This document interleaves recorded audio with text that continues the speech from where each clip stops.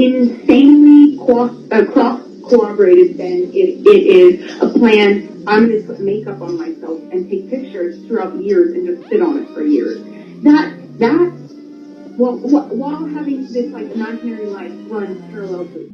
Amber Heard's voice recording exposed her plan to destroy Johnny Depp in front of the world. Do you know that the judge denied Amber Heard's attempt to use Jury 15 as the basis for an argument? It appears like fate is blatantly letting her know who rules the universe. She did DV on Johnny Depp and accused him of causing AB, which is why her karma is now being served very clearly. Fans are happy that even the insurance company has released its influence over her, so she must now pay more than $8 million on her own. However, it appears that the overall issue in this instance has been a hoax the entire time, when the most recent video footage was posted on social media and she could be heard disclosing all of her plans. Adam Waldman, Johnny's former attorney's testimony sounded just right in this instance. In this video, we will discuss how Amber Heard planned the entire scenario from the beginning and how she just has 10 days left to request an appeal. Amber's worst enemy, which caused her to lose the trial, was the fact that she never accepted responsibility for her actions from the very beginning. Even after being exposed to the world through an NBC interview, Amber shared, "I think vast majority of this trial was played out on social media.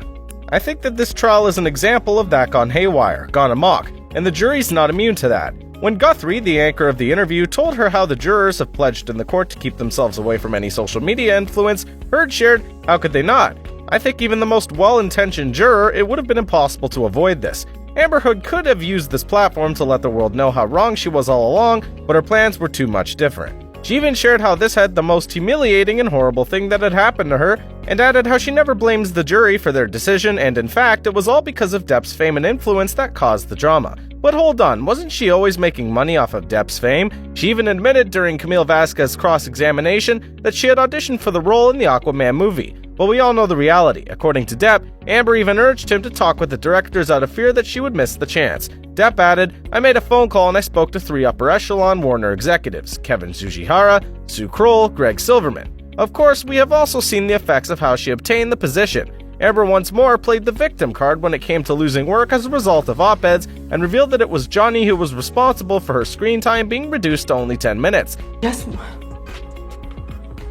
wanted him to leave me alone. I wanted to move on with my life. And he won't let me. By making statements like this, he won't let me.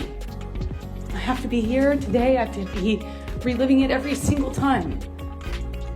He, with these statements, with these leaks, these comments, once again, makes me have to speak to the most horrifying things I have lived through.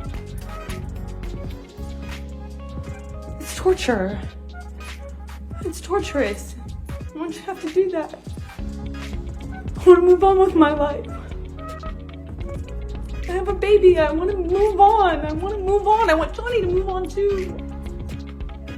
Mom, leave me alone. However, the official from Warner Bros. Did come up once more to explain how it was untrue and that this time, the tale was not based on Amber's role. Along with that, fresh evidence of her lack of chemistry with the actor surfaced. But this wasn't the first time she had a trap go wrong. Her team requested the appeal because Juror 15's date of birth was incorrectly recorded in the paperwork. They claim that this information is false and that he was born in 1970 rather than 1946.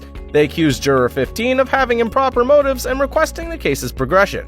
But Judge Penny denied this appeal, now saying that Amber had the details of every jury member since 5 days prior to the commencement of trial and know or should have known about the mistake at any time during the 7-week pendency. Her request for a voir dire on the matter was then withdrawn. She still has until July 24 to appeal the ruling after posting a bond equal to $10.3 million damages. Do you think she has that much money? We highly doubt that. And that's why she's not in the mood to move on and make a fresh start in life. The first time she pulled the card was by demonstrating how she had been mistreated by Johnny Depp and calling the paparazzi through for TMZ outside the courthouse while filing for the divorce. This was done because we had heard him urge her to handle the divorce settlement silently and calmly. Then, even though Johnny Depp was gone and in a separate city from her, she requested a restraining order against him. It has been made evident via Adam Waldman's leaked communications, Johnny's ex-lawyer, that the mark she received was a result of some kinky stuff being done between her and Elon Musk. Because of this, Elon Musk also had minor bruises on his cheeks. Returning to the subject, Amber even wrote an op-ed article attacking Johnny Depp in which she claimed to be a victim of DV and again targeted Depp. So even if she testified in court claiming, "I want to move on with my life, I want Johnny to move on, I want him to leave me alone," Nobody believed in her.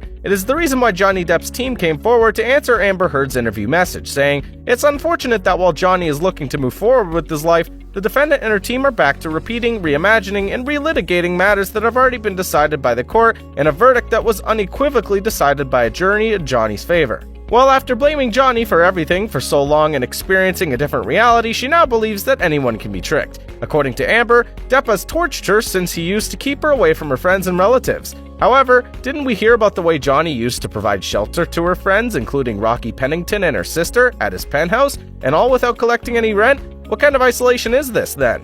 Looking back, we can recall her assertion that Johnny was envious of James Franco and disliked the idea of him being near her. Based on Amber, Depp was so jealous of his colleague James Franco that shooting the Adderall Diaries with him became a nightmare. Depp hated Franco and suspected that I was having an affair with him on set. He said I was a slut for shooting love scenes. Well, given that James Franco and Amber Heard were captured on camera having a romantic encounter in an elevator, it seems sensible at this point. Johnny undoubtedly had problems with Elon Musk as well, as Adam Waldman's statement makes very transparent how Amber had been unfaithful to him just 1 month after their wedding. Next, Amber returns to her evidence once more to discuss the part of the conversation that we find to be the most dubious, on how she meticulously captured Johnny's talks, videos, and even sleeping habits on camera. She never brought any evidence of him doing DV on herself. While humiliating Johnny, she even sent some of the images to her friends. When asked during cross-examination why she shared such photographs, Amber responded that she was requesting help from her friends. This, however, makes absolutely no sense at all. However, there was another instance where Amber sought to control Johnny by falsely accusing him of assaulting her and causing her to bleed from the nose. When Amber threw the napkin, Johnny went back to check it out and discovered it was nail paint instead of blood. And for this reason, we think the entire drama was staged in advance. Remember how Amber shared that she had broken her nose before the night and had to attend the late night show with James Corden? She shared how she had to use super heavy red matter lipstick to hide her bloody lip on the occasion. As we rewatch the video, it appears like Heard had no trouble conversing with anyone. And once more, everyone was presented with the truth. The snapshot of the discussion in which Amber spoke and moved her lips normally without any problems had also been revealed in court, demonstrating how incorrect her claims had been throughout this time.